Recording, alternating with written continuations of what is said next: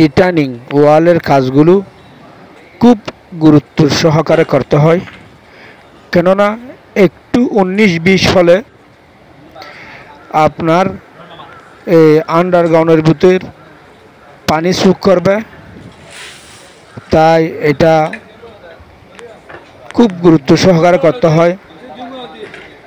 Centering এবং Lord বাইন্ডিংগুলো আমি একটা জিনিস আপনাদেরকে দেখাতেছি। দেখেন, কলমের সাথে দেখেন ডিল করে বাইন্ডারের লটগুলো ডুবাইয়ে দেওয়া হয়েছে। এটা অবশ্যই করতে হবে। যদি তা না করেন তাহলে কলম খোলার সময় কিছু লট দিয়ে দিতে হয়।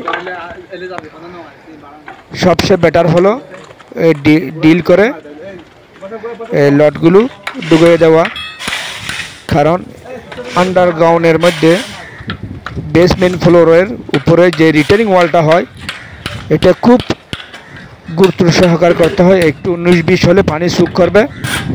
ঢালাইগুলো করার সময় ঠিক একইভাবে ভালো করে বায়োটার করতে হবে, ক্লিন করতে হবে, যাতে কোনো পোকা না ধরে, লিক না হয়। ঠিক সেভাবে করতে হবে। দেখুন, এখানে সবগুলো ডিল করে রাখা হয়েছে আগে থেকে। এবং এই রিটার্নিং ওয়ালের লট আপনারা দেখতেছেন, অর্ধেক হাফ অর্ধেক ফুল, পুরোটাই লট ডবল দিতে হবে না। অর্ধেক হাফ করবেন, অর্ধেক ডবল করবেন। তা অবশ্যই ইঞ্জিনিয়ারের নকশার মধ্যে দিয়ে থাকে।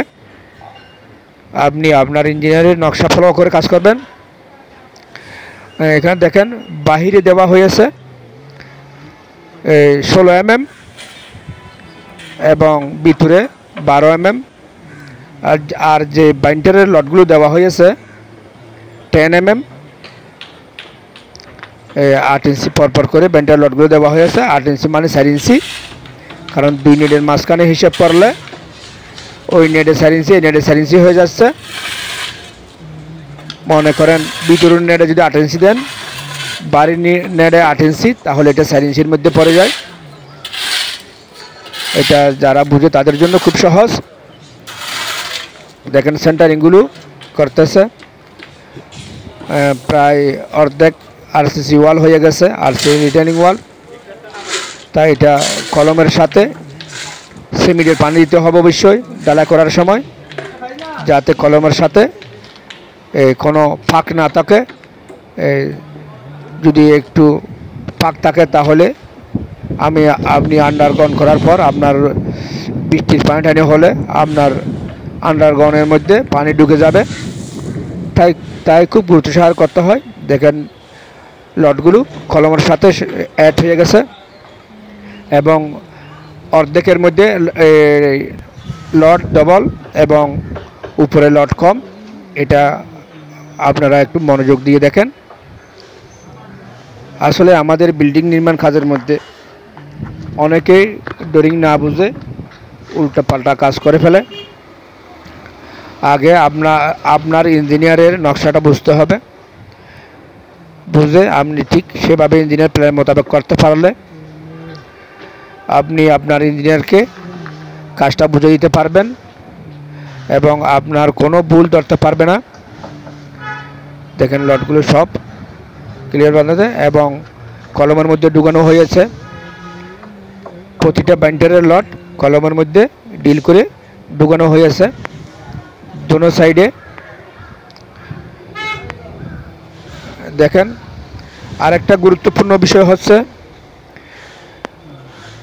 আপনার রিটার্নিং ওয়ালটা বিম লেভেল হবে এবং রিটার্নিং ওয়ালের লটগুলো উপরে লম্বা লাগতে হয়, যাতে বিমের সাথে ঢুকে যায়। অবশ্যই বিমের সাথে রিটার্নিং ওয়ালের লটগুলো ঢুকতে হবে। যদি ঠিক এইভাবে করেন তাহলে আপনি আপনার যে রিটার্নিং ওয়ালটা দিচ্ছেন, যে বাইরে যে মাটিগুলো বরট করবেন, সেই মাটি দিয়ে যত বড় গাড়ি যাক না কেন আপনার রিটার্নিং ওয়ালের মধ্যে কোনো আঘাত আসবে না, কোনো সমস্যা হবে না।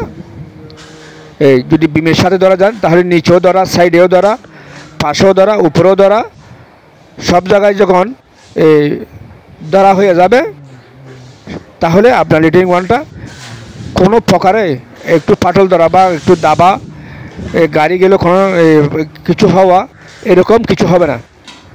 তাই কতগুলো কাজ করতে গুরুত্ব সহকারে করতে হয়। আপনারা দেখেন লটগুলো রিটেনিং ওয়ালের উপরে, লটগুলো সব জায়গায় 1 ফুটের মতো লম্বা রয়েছে, কারণ এটা বিমের সাথে ঢুকে যাবে।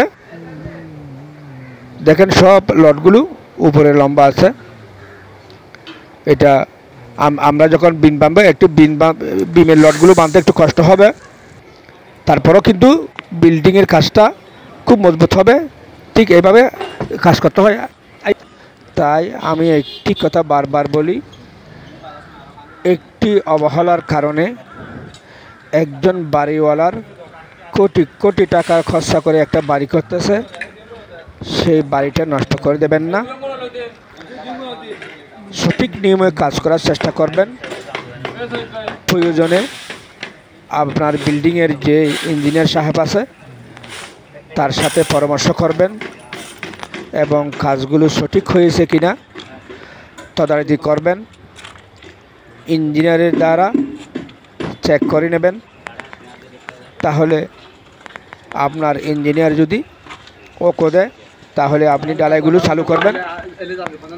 কারণ এখন বর্তমানে আমাদের দেশে কত ঝুঁকিপূর্ণ হচ্ছে বিল্ডিংয়ের কাজ করতে।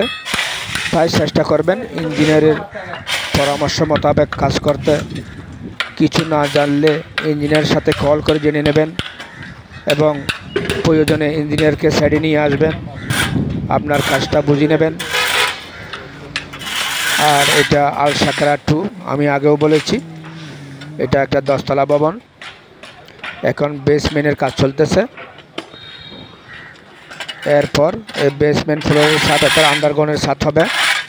সবগুলো পাথর দিয়ে কাজ, একটু মজবুতের জন্য। আল সাকরা টাওয়ার 1-এর কাজ হয়েছে। এটা Al Sakra tower 2, Kanchannagar Badamtala station road.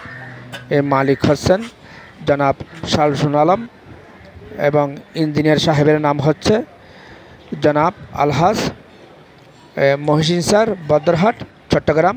ধন্যবাদ সবাইকে। লাইক কমেন্ট করে পাশে থাকবেন। সবার সুস্থতা কামনা করি।